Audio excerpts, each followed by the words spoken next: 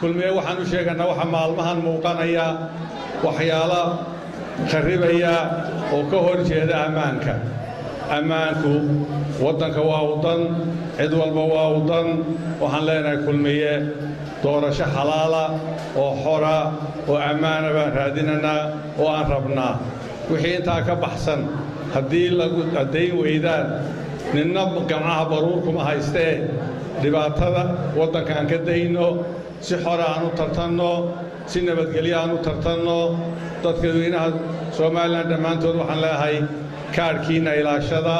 hadda waxaan maqlanaa inay lacag badan soo wadaan si ay kaarka ugu iibsadaan kaarka inaga iska leh kulmiye ayaan la gacantiisa gelin aan ilaalinno